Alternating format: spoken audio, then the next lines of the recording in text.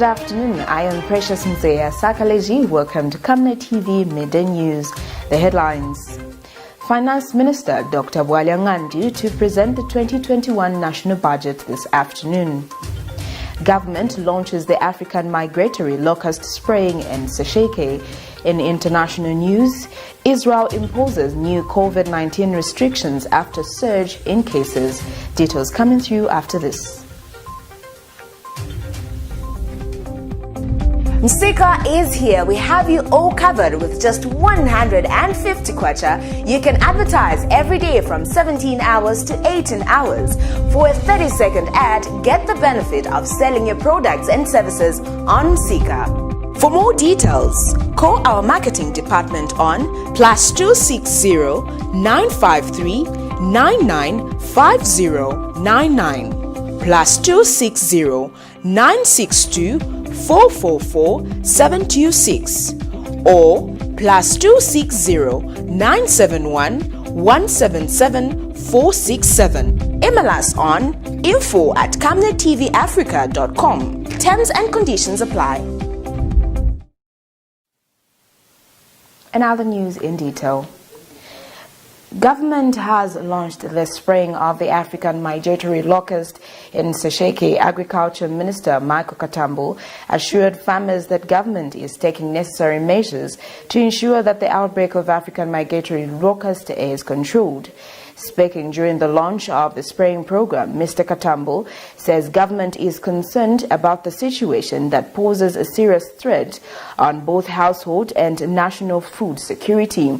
Hence his directive to ensure that more support is provided for the fight against the locust.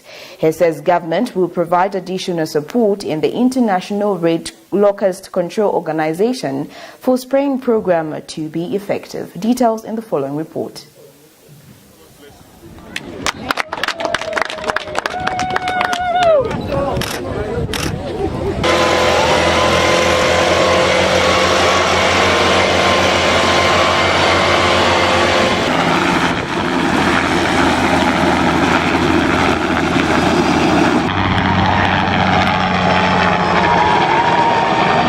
As you know, the locusts are very significant because of the damage they cause on food security, both at the household and national levels. Sinamuzibanzi kintu emaswe kakuli kona kwama kwa kutulo yalicho samwandu male nilichoze kona kule kiswa. As government, we take this outbreak very, very seriously, and this is why even the president himself is very concerned, as issued directives that the locust must be controlled. Meanwhile, Senior Chief Nyamboyeta of the Loza-speaking people of Mwandi district has asked government for more relief food support to the district owing to the outbreak of African migratory locust in the area. Speaking when Minister of Agriculture Michael Katambo, Minister in the Office of the Vice President Oli Papiri, Western Province Minister Richard Kapita and DMMU National Coordinator Chandakawe paid a courtesy call on him. The Senior Chief said the locust has disturbed the agricultural activities in the area, which may result in hunger. He said Mwandi is one of the districts in the province that have had a fair share of relief, but will still need more owing to the prevailing situation. And Minister in the Office of the Vice President Oli Papiri has assured the Chief that government will increase the allocation of relief food to the district. Traditional farming methods. We have the conservation farming, which actually is helping people. It's a milestone that we have because of your energy and because of the planning in office. We also have the projects that actually taking care of the climate change. We want to appreciate that our appreciation is being taken to the Republican President.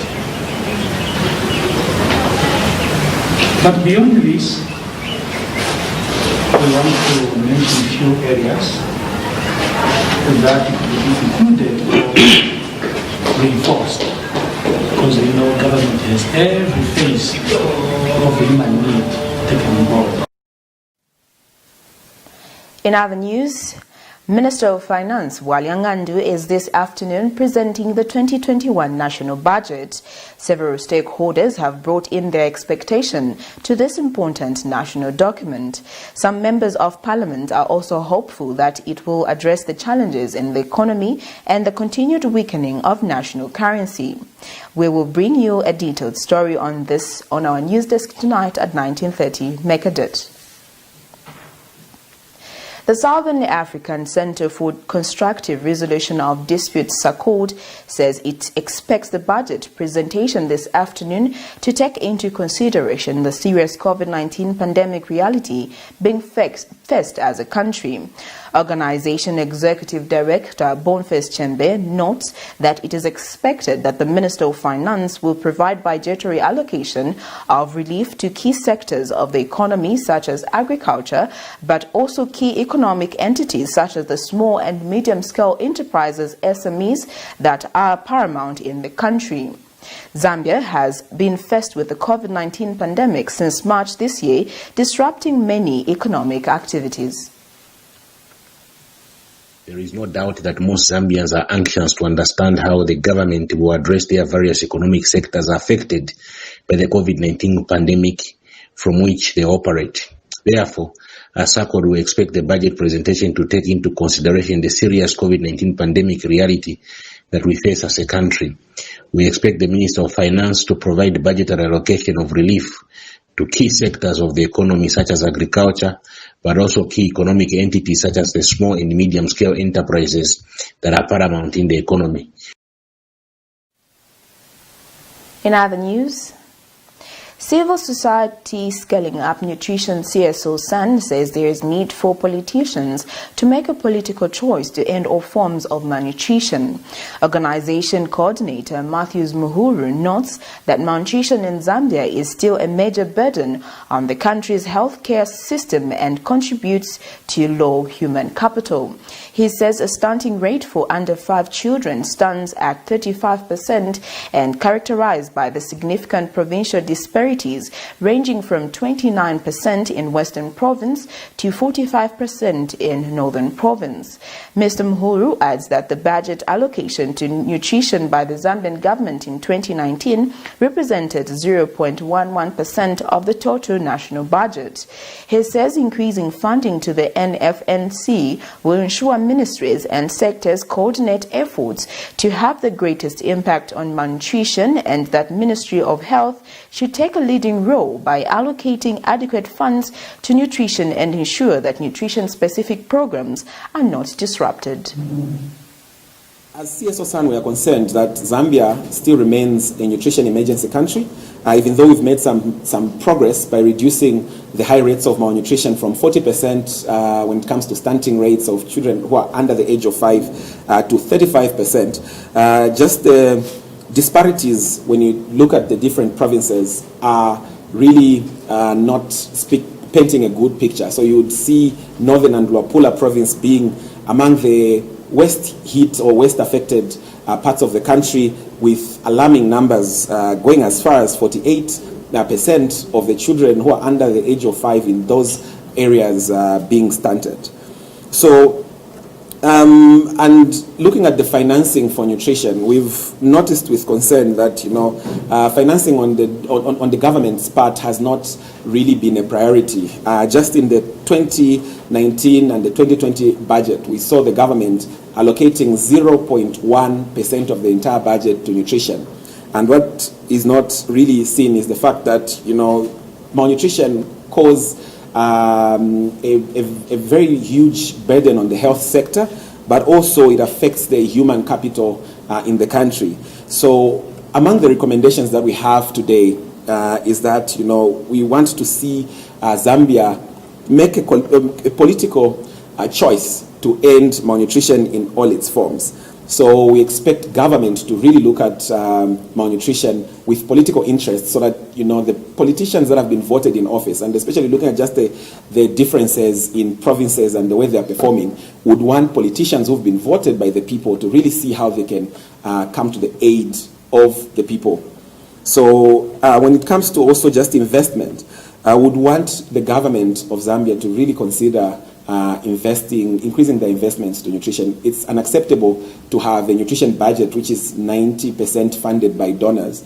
Now that we are seeing even just the British government changing its approach with the DFID merging with the Foreign Office, this is a huge blow because they have been a major contributor. So if more cooperating partners change priority or they change focus areas, then it's the Zambian people that will suffer the consequences.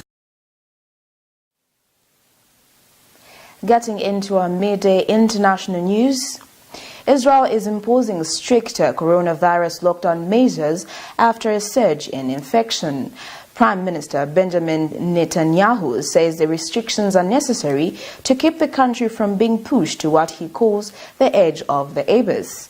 In other news, a new exhibition has opened in London exploring 100 years of refugee experiences. The Imperial War Museum is featuring objects and arts which tell the stories of some of the millions of people who have had to escape conflict and persecution. We monitored Al Jazeera for more.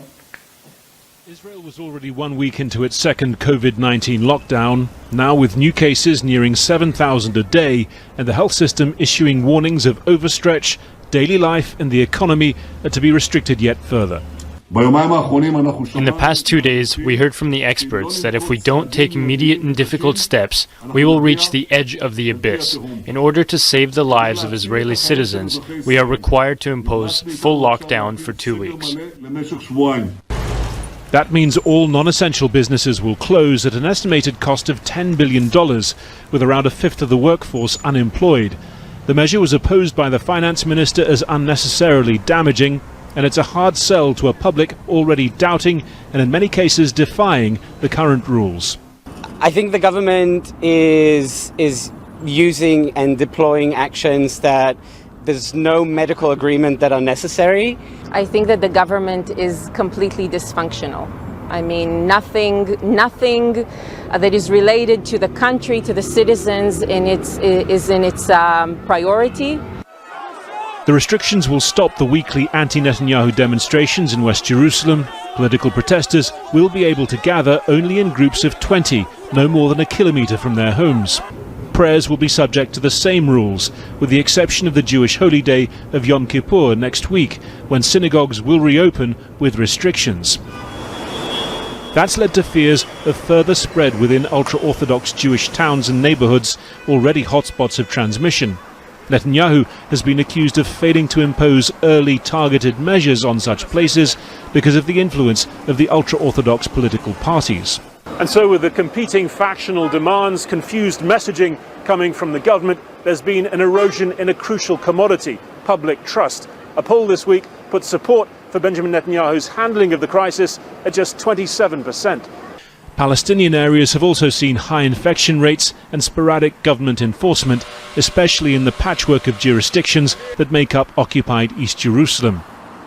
The man in charge of tackling the pandemic went himself on Thursday to the Shwafat refugee camp within Jerusalem but beyond the separation wall to find businesses open and people mixing. When you look at the streets here, you see people without masks, though some are wearing them. It's not a picture you'd expect in a neighborhood with such a high rate of people dying of COVID-19. Israelis have been watching the numbers grow with deepening alarm for weeks. Now they wait to find out whether this hastily arranged, much argued over, extra lockdown will work when so much has failed. Harry? Revisiting 40 days of horror. Kurosh was held in detention at the Moria refugee camp in Greece. He doesn't want us to use his full name because he has family back in Iran. Fearing for his own life, he made the perilous journey across the Med, the English Channel, and is seeking asylum in Britain. Everyone should think it may happen to them as well. It really does not matter if you have money, you're educated, you live in a safe country, you are stable at the moment. I had all of them. It ended up like this. Kurosh has given up his dream of being a doctor. He's not allowed to work and gets less than $50 a week for food. At a news show in London, Kurosh sees clearly his chances of getting asylum are slim. And that means he would be sent back to Iran, where he is afraid he could be killed. 100 years of refugees crossing continents. Identity cards from World War II. Efforts to help those displaced, some often receiving less than a warm welcome.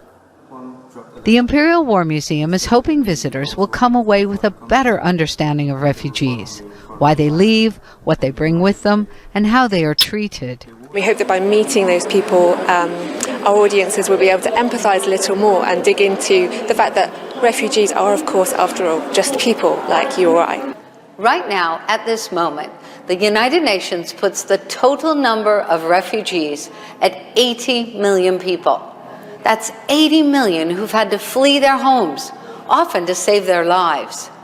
80 million is the highest number in history, and that number is only expected to grow.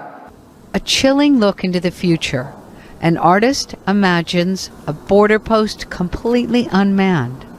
As countries struggle to process the backlog of asylum seekers, some may turn to artificial intelligence. A further humiliation for refugees. Their lives handed over to an algorithm, determining who stays or is turned away. Jessica Baldwin, Al Jazeera, London. That international news item brings us to the end of Camnet TV Midday News. But before we go, a recap on the headlines. Finance Minister Dr. BWALYA to present the 2021 national budget this afternoon. Government launches the African migratory locust spraying in SESHEKE. In international news, Israel imposes new COVID-19 restrictions after surge in cases. Thank you for joining me. Make a date with us this evening on our main bulletin desk at 19:30 on Camnet TV, not just another channel. I am Precious Mzea Sakaleji. Good afternoon.